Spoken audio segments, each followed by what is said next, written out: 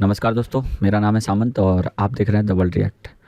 सो Iran और USA की जो वॉर है वो थोड़ी लंबी खिंच रही है और ऐसा कह सकते हैं कि और भी लंबी खिंच सकती है। और अभी ये कंट्रोल से बाहर है और ये यूएसए ने वॉर तो शुरू कर दी, बट ये नहीं सोचा था कि ये वॉर इस लेवल पे जाएगी।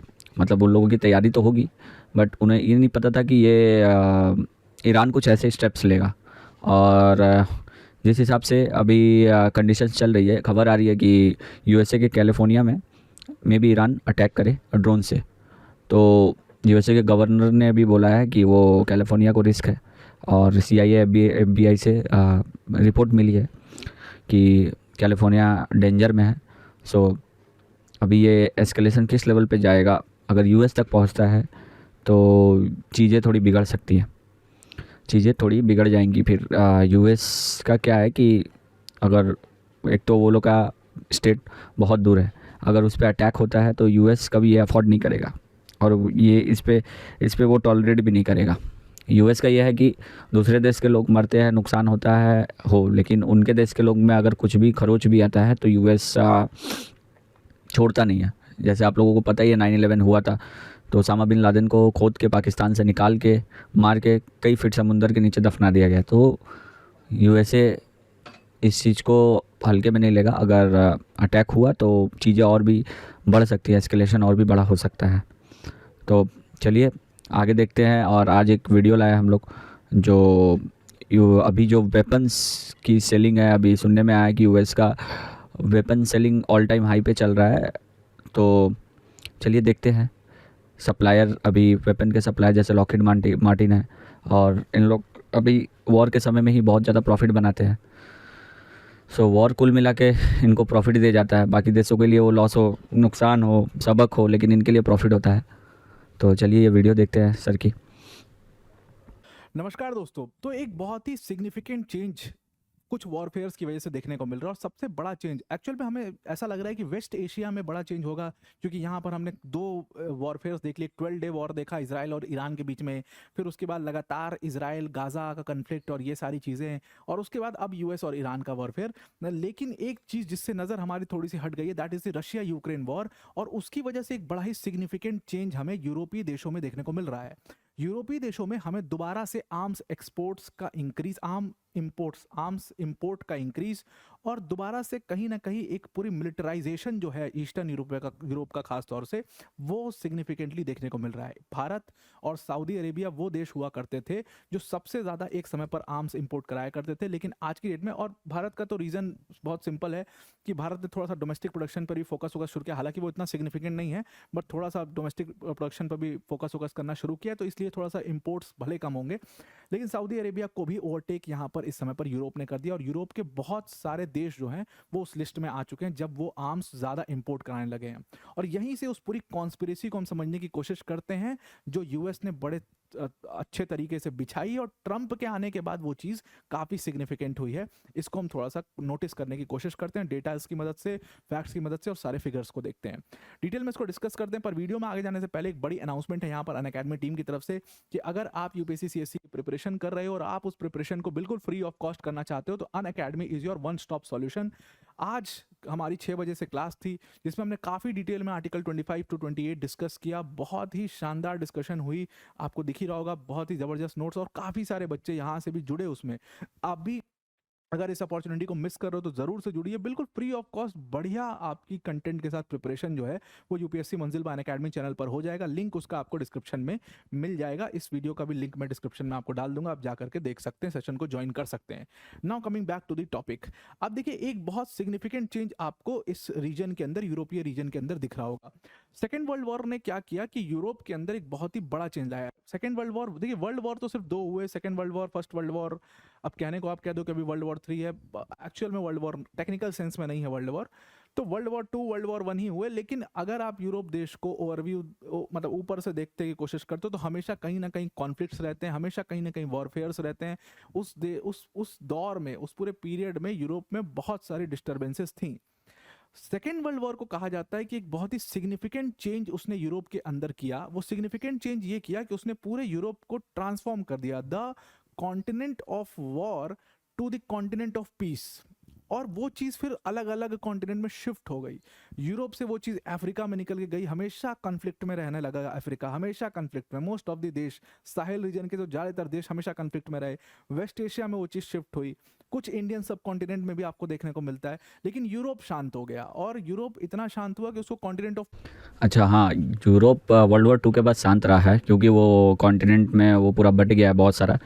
हाँ, एक समय में जर्मनी तो ऑलमोस्ट जहाँ जहाँ कब्जा था बहुत, वर्ल्ड वॉर 2 में तो जाके रसिया से लड़ाई हुआ, तो वो रसिया के वॉर में जो उलझा, उसके बाद से वो जो हिटलर का लॉस हुआ वहाँ पे, तो वो लॉस इतना बड़ा था कि उन लोगों ने सोचा नहीं था कितने फौजी मारे गए और कितने टैंक्स बर्बाद हुए, क्योंकि इन्होंने डायरेक्ट रसिया से लड़ाई लड़ ली थी, और बर्फ़ में वो लड़ाई हुई थी। बर्फ़ में एक्चुअली इनका लड़ने का कोई एक्सपीरियंस नहीं था। इनका क्या था कि डायरेक्ट सीधे मिलिट्री तुम्हारा आपकी उनका क्या बोलते हैं कि जैसे टैंक्स वगैरह यूज़ करते थे, डायरेक्ट घुस जाते थे। तो इनको भी लगा कि कंडीशंस वहाँ भी वैसे ही रहेंगी रसिया में, बट रसिया में रशियन बहुत अच्छा लड़ने जानते थे, खासकर इस बर्फ़ में, कड़ाके की बर्फ़ में -डिग्रीज़, -63, -60 में, -70 में वो लोगों को लड़ना आता है। तो उन लोगों ने वहीं पे जर्मनी की पूरी फोर्स को वहीं पे दफना दिया। तब से वहाँ से हिटलर ने खुद को गोली मार लिया, और तब से ये कॉन्टिनेंट एक थोड़ा शांत है। और इसका शांत होने का कारण भी है कि ये यूएस का अलाइज रहा है, नाटो, जो इन लोगों ने बनाया, और फिर वहाँ पे इनके सर के ऊपर जो छत्र छाया था यूएस का था शुरू से। यूएस इनको प्रोटेक्ट करके रखता था। यूएस प्रॉपर जितना इनको प्रोटेक्शन जो भी दिया जाता है और दिया जाता था यूएस के तरफ से दिया जाता था, और प्लस इनको डर नहीं रहता था, वो उनको पता है कि हमारे पीछे यूएस है, और यूएस अगर बोलता था कि यहाँ मारना है, चाहे वहाँ उससे दुश्मनी, चाहे इस पे सैंक्शन लगाना है, तो पूरा यूरोप भी सैंक्शन लगाता था। मतलब यूएस के स्टेप्स फॉलो करता था यूरोप। बट डोनाल्ड ट्रम्प के आने के बाद वो चीज़ें चेंज हो गई है, वो बदल गई है, और ये बहुत सिग्निफिकेंट चेंज है। वर्ल्ड वॉर 2 के बाद से ये सबसे बड़ी चेंज है। तो यहाँ पे इस लेवल का ये चेंज हुआ है। तो अब यूरोप क्या कर रहा है कि अब तो जानता है यूरोप, और चीज़ें हम लोग भी देख रहे हैं कि वर्ल्ड जो वॉर चल रही है, ईरान की, यूक्रेन की वॉर हुई, ईरान की वॉर हुई, इन लोगों की वॉर जो अभी चल रही है, इससे यही सीखने को मिलता है कि अपने आप को सशक्त बनाना बहुत ज़रूरी है। बाकी जो छोटे देश है वो भी सीख रहे हैं इस चीज़ को देख के कि अपने आप को सशक्त बनाना ज़रूरी है, क्योंकि कोई भी कंट्री कभी भी किसी को इन्वेड कर सकता है, ये पता चल रहा है देख के इस वॉर से। तो आपको सशक्त रहना ज़रूरी है। और वही यूरोप है जो यूएस के भरोसे बैठा रहता था, आर्मी के भरोसे, उनके उनके बोला जाता है ना, वो जो सो कॉल्ड सुपर पावर है, वो जो वर्ल्ड वाइड, उसके भरोसे बैठा रहता था। बट अभी वो आईना इनको दिखा गया है एक डोनाल्ड ट्रम्प के तरफ से, तो तब से सबका भरोसा उठ ही गया, इनका भी भरोसा उठ ही गया। तो अब क्या है कि इन्होंने अपना मिलिट्री प्रोग्राम एक्टिवेट कर दिया है, अब इन्होंने इंपोर्ट करना चालू कर दिया है। तो इस लेवल की सिनेरियो चल रही है। किसी ने सोचा नहीं था कि यूरोप विदाउट यूएसए हो जाएगा, और वो मतलब यूएसए इनके खिलाफ हो जाएगा, और इनको भी मजबूरन इनके खिलाफ होना पड़ेगा। आप बुला सकते हो। और नेक्स्ट 5 डिकेड्स जो है वो बड़े इंपॉर्टेंट थे यूरोप के लिए, क्योंकि इन 5 डिकेड्स में यूरोप में एक तरीके से जो इंटरनल बॉर्डर्स थे बहुत सारे देशों में वो भी डिसअपियर होना शुरू हुए। पीस डिविडेंड बहुत ज़्यादा यूरोप का हुआ, और यूरोप एक शांत जो कहते हैं कि शांत कॉन्टिनेंट है उसमें वो तब्दील होता चला गया। ये एक बहुत बड़ा चेंज सेकेंड वर्ल्ड वॉर ने किया था।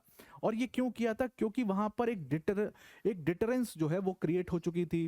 फिर उसके बाद वर्ल्ड वॉर 2 के बाद, कोल्ड वॉर के एरा के बाद, सोवियत संघ का यानी कि सोवियत यूनियन का खत्म होना, डिसइंटीग्रेट होना, उसका भी एक बहुत बड़ा इम्पैक्ट रहा कि वो जो थ्रेट फैक्टर था वो खत्म हो गया। तो इसलिए भी यूरोप जो है वो शांत होता चला गया, और थ्रेट फैक्टर खत्म हुआ, इंटरनल डिस्टर्बेंसेस खत्म हुए, कॉन्फ्लिक्ट्स खत्म हुए। अब अगर आप देखो तो एक वॉर ने वापस से 7th डिकेड में जब हम हैं, तो एक वॉरफेयर ने, जिसके ऊपर अभी हम ध्यान बहुत कम दे रहे हैं, उसने पूरे यूरोप में एक बहुत सीरियस चेंज करना शुरू कर दिया है। That is the Russia Ukraine war. Russia Ukraine war ने फंडामेंटली इस कॉन्टिनेंट की जो ये इंटरनल बॉर्डर्स खत्म होना, आर्म्स इंपोर्ट्स कम होना, क्योंकि देखिए, क्योंकि वॉरफेयर है नहीं, कन्फ्लिक्ट्स है नहीं, आर्मीज लगातार जूझ नहीं रही हैं, तो देश जो है वो अपने डिफेंस के ऊपर कम खर्चा करेंगे, वो बाकी चीज़ों पे, इंफ्रास्ट्रक्चर पे, इकोनॉमी पर, बाकी चीज़ों पे भले खर्चा करेंगे, डिफेंस के ऊपर। अब मोस्ट ऑफ द देश, डेनमार्क आप उठाइए, जर्मनी उठाइए, फ्रांस उठाइए, इस पीरियड में देखिए कि इन लोगों ने अपने खर्च कम कर दिए डिफेंस के ऊपर लगातार, और इसीलिए वो नेटो का भी उसका बहुत बड़ा इंपैक्ट रहा। तो कहीं ना कहीं अब जो आप यूरोपीय देशों में देखोगे कि बहुत सीरियस चेंज आ रहा है, वो चेंज है कॉन्स्क्रिप्शन का। कॉन्स्क्रिप्शन यानी कि मतलब एक नेसेसरी भर्ती जो है आर्मी में, वो एक दिखाई दे रही है आपको। नेसेसरी भर्ती, आर्म्स इंपोर्ट, लगातार डिफेंस के ऊपर खर्चा, वो लगातार यूरोप में वापस से आ रहा है। यूरोप इस समय पर दुनिया का लार्जेस्ट आर्म्स इंपोर्टर बन चुका है। चलिए, आप कह सकते हो कि रशिया यूक्रेन की वॉर से हुआ वो, क्योंकि यूक्रेन इतना ज़्यादा आर्म इंपोर्ट करवा रहा है बाकी देशों से, तो इसलिए शायद यूरोप बन गया होगा। लेकिन हम इसको थोड़ा सा खंगालने की कोशिश करेंगे। आप इस मैप को देखिए, इस मैप में जो लाल, एकदम गाढ़ा लाल निशान है, ये वाले देश जो हैं, ये वो देश हैं जिन्होंने 2015 के बाद अपने यहाँ पर मिलिट्री सर्विस कंपलसरी कर दी। उसके बाद जो लाइट रेड देश हैं, वो लाइट रेड देश वो हैं जिन्होंने अपने यहाँ पर 2015 से 25 के बीच के पीरियड में, इस पीरियड में अपने यहाँ पर मिलिट्री सर्विस जो है वो कंपलसरी की। और जो उसके बाद जो आपको लाइट ब्लू देश दिख रहे हैं, इन देशों ने एक सिंपल चेंज क्या किया है कि अब क्योंकि यहाँ पर थ्रेट फैक्टर यूरोप में ज़्यादा हो रहा है, तो इन्होंने अपने यहाँ पर मिलिट्री, जो कंपलसरी मिलिट्री सर्विस है, उसको प्लान किया 2026 में। तो कहीं ना कहीं आपको यूरोप में एक सिंपल सा चेंज मिल रहा है कि मिलिटरिज्म जो है वो लगातार यूरोप के अंदर बढ़ता चला जा रहा है। और उसका रीजन क्या है? The one warfare that is the Russia and Ukraine warfare. अब डेटा है जो Stockholm International Peace Research Institute का, उसका मानना है कि यूक्रेन इस समय दुनिया का सबसे बड़ा लार्जेस्ट आर्म्स इंपोर्टर है। और लगभग अगर टॉप 20 की लिस्ट निकाली जाए इनके अकॉर्डिंग, तो उसमें 7 यूरोपीय देश आ जाते हैं। एक समय पर एक भी यूरोपीय देश इस लिस्ट में नहीं हुआ करता था। आज की डेट में इस लिस्ट में 7 यूरोपीय देश आ जाते हैं। यूक्रेन का तो चलो सेंस समझ में आता है, थोड़ा सा डेटा देखते हैं, सेंस समझ में आता है यूरोप का, मतलब यूक्रेन का, क्योंकि वो वॉरफेयर में डायरेक्टली इन्वॉल्व है, रशिया जैसे देश से लड़ रहा है, तो 36 देश उसको मदद कर रहे हैं इसमें, 36 जगह से उसको आर्म्स इंपोर्ट आ रहे हैं, तो चलिए वो हाईएस्ट पर है। बट बाकी के 6 देशों का क्या? वो 6 देश क्यों टॉप 20 में रैंक कर रहे हैं, समझने की थोड़ी सी इसको हम कोशिश करते हैं। अब इस डेटाबेस के अकॉर्डिंग 2021 से 25 के बीच में आप देखोगे तो पहले जहां पर एशिया खड़ा रहता था सबसे ज्यादा आर्म्स इंपोर्ट्स में, उसके अलावा वेस्ट एशिया खड़ा रहता था। आज यूरोप ने इन दोनों को ओवरटेक करके सबसे पहले नंबर पर यूरोप आ चुका है। 2016 से 20 तक का डेटा देखोगे तो एशिया और ओशिनिया लगभग 42% ग्लोबल आर्म्स इंपोर्ट्स कराते थे। सबसे बड़ा आर्म्स इंपोर्ट था 42% का। सेकंड पर वेस्ट एशिया आता था जो 32%, और फिर थर्ड पर जाकर के कहीं ना कहीं यूरोप आता था, तो सिर्फ 12% आर्म्स इंपोर्ट्स करता था। अब ये डेटा जो है अगले ही 4 साल में 2021 से 25 में बिल्कुल पूरी तरीके से चेंज दिखाई देगा आपको। 2021 से 25 तक में यूरोप जो है आज की डेट में 33% आर्म्स इंपोर्ट्स, उसके बाद सेकंड नंबर पर यहाँ पर एशिया आता है जो कि 31% आर्म्स इंपोर्ट है, और उसके बाद आ जाता है आपका वेस्ट एशिया जो कि 26% आर्म्स इंपोर्ट है। अब देखिए, तो वीडियो यही ख़त्म करते हैं, वीडियो थोड़ा लंबा हो जाएगा। ये इसलिए हुआ है दोस्तों क्योंकि फर्स्ट ऑफ ऑल कि रशिया का जो इन्वेजन है यूक्रेन पे, वो तो एक कारण है ही, वो एक फैक्टर है ही। सबसे बड़ा फैक्टर अभी जो सिचुएशन ऑन गोइंग जो डोनाल्ड ट्रंप के बाद आने के बाद हुआ है यूरोप के साथ, वो एक्सपेक्टेड नहीं था उन लोगों को। ये अचानक से हुआ। ये वर्ल्ड वाइड भी किसी को नहीं पता था कि ऐसा होगा। मतलब यूएस और यूरोप का जो मतलब जो दोस्ती है जिस लेवल पे था इन लोगों का, मतलब बहुत ही अलग लेवल पे था। इसको कोई बोल ही नहीं सकता क्योंकि नाटो उन लोगों ने बनाया है, आर्टिकल्स बनाए हैं इतने सारे, और ऐसा था कि मतलब यूएस को सब फॉलो करता था और यूरोप को यूएस फॉलो करता था। मतलब जैसे ऐसा था कि अगर यूएस ने बोला वहाँ पे सैंक्शन लगाना तो लगाना है, सब लगाएगा, और अगर यूएस ने बोला कि यहाँ पे वॉर लड़ना है तो सब लड़ेंगे, तो ऐसा था। तो ये जो अभी अचानक से शॉक मिला है यूरोप को, तो यूरोप ने ये चीज़ समझ ली है कि हमें अब सक्षम होना पड़ेगा, किसी कंट्री के भरोसे नहीं बैठना पड़ेगा। डोनाल्ड ट्रंप के भरोसे, यूएसए के भरोसे बैठा हुआ था यूरोप। अब यूरोप को ये चीज़ समझ में आ गई है कि हम इनके भरोसे नहीं बैठ सकते। कल को ये हमारे ऊपर भी चढ़ दौड़ेंगे, और रसिया तो वहाँ है ही, रसिया ऑलरेडी धमकाता रहता है इनका कोई ठीक नहीं है। वैसे भी वो छोटे छोटे सब कॉन्टिनेंट है, सब मतलब क्या बोलते हैं उसको, मैप में देखिएगा तो इतने छोटे छोटे, श्रीलंका से भी छोटे छोटे कम आपको दिखाई देंगे। तो ऐसा है, तो इन्हें ये चीज़ पता चल गई है कि अगर आप अपनी रक्षा करनी है तो खुद से करनी होगी, वरना यूएस के भरोसे नहीं बैठ सकते। यूएस अभी ईरान में लड़ ही रहा है, आप देख ही रहे हैं सिचुएशन। अगर इतनी अच्छी उनकी प्लानिंग होती, इतना अच्छा वेपन तो है ही उनके पास एडवांस लेवल का, बट क्या है कि जो प्लानिंग है वो उन लोगों ने कभी सोचा नहीं था कि ईरान से अगर वॉर छिड़ेगा तो इस लेवल पे जाएगा। सब प्लानिंग धरी की धरी रह गई है उनकी, और ये अलग लेवल पे जा रहा है। तो अब यूरोप भी ये चीज़ समझ गया है, और बाकी कंट्रियाँ भी समझ रही है आस्ते आस्ते। और इससे एक बात है दोस्तों, इससे फ़ायदा एक कंट्री का सबसे ज़्यादा होगा, वो है यूएस। बाकी कंट्रियों का भी होगा, क्योंकि चाइना जैसा है कि वो भी तो एक्सपोर्टर है वेपन्स का, बट उन पे भरोसा नहीं होता है। अभी अजरबैजान की लड़ाई हो रही थी, छोटे कोई एक कंट्री थी, उसी के नेबरहुड कोई कंट्री थी, याद नहीं आ रहा उनका।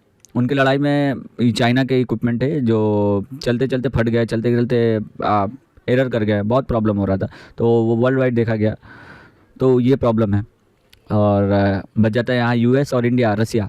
तो रसिया का वेपन यूरोप खरीदेगा नहीं, तो उसके बाद कटिंग एज टेक्नोलॉजी बच जाता है यूएस से, तो वो जाएंगे भी कहाँ, यूएसए या फ्रांस भी बनाता है वेपन, बट सब एक ही कंट्री के ऊपर तो डिपेंडेंट रहेंगे नहीं, कुछ बनाएंगे, कुछ खरीदेंगे। कुछ खरीदेंगे तो ज़रूरी नहीं है कि फ्रांस से ही कर दे, यूएस से भी कर दे। और इंडिया इस चीज़ में बहुत अच्छा हुआ है कि अभी ये इंडिया ये डिसीज़न को ले पाया है। इस गवर्नमेंट में, ये गवर्नमेंट ने ये चीज़ अच्छी की है कि हमें आत्मनिर्भर होना चाहिए, खासकर वेपन के मामले में हमें आत्मनिर्भर होना पड़ेगा, कि मतलब किसी के भरोसे हम लोग नहीं बैठ सकते। जाहिर सी बात है, वेपन के भरोसे हम लोग किसी के ऊपर नहीं बैठ सकते। कल को कुछ भी प्रॉब्लम होता है, कोई भी डैमेज होता है, हमें कुछ भी चाहिए, किसी भी फाइटर जेट या मिसाइल के या किसी के भी स्पेयर पार्ट्स चाहिए, तो अगर वो कंट्री अगर हम लोग के खिलाफ एक तरफ से अगर चाहे तो वो नहीं भी दे सकता, हमें वॉर में फंसा सकता है। सामने वाला कंट्री जिस कंट्री के खिलाफ लड़ रहा है, अगर उसके साथ उसका कुछ रिश्ता हो, अच्छा रिश्ता हो, तो वो हमें फंसा भी सकता है। तो ऐसा होता है वर्ल्ड वाइड, ऐसे ये होता है, ये कई बार लोगों ने देख चुका है। तो इंडिया इस पे भरोसा नहीं करता है, और अच्छा है, इंडिया खुद का वेपन खुद से, बस एक ही है जो हम लोग के पास अभी तक नहीं बना है, वो है जेट इंजन, जो कावेरी इंजन चल रहा है, अभी टेस्टिंग फेज़ में है। और होप करता हूँ कि वो जल्दी बन जाए, ताकि हम लोग का इसमें भी एक उड़ान ले सके। फाइटर इंजन अगर इंडिया ने बना लिया तो वो एज ऑफ द टेक्नोलॉजी होगा, और इंडिया के लिए बहुत बहुत बड़ी जीत साबित होगी। सो देखिए आगे क्या होता है। और ये ग्लोबल इंपोर्ट एक्सपोर्ट तो बढ़ने वाला है वेपन का, क्योंकि अभी वॉर चल रही है, शांति रहने से भी तो नहीं चलेगी। बाकी जो वेपन के कंपनीज है वो कैसे कमाएंगे। तो कहीं ना कहीं इनका भी कॉन्स्पिरेसी रहता है हर वॉर में, इनका एक एंगल रहता है, इनका भी कोई हाथ रहता है, बिना उससे होता नहीं है।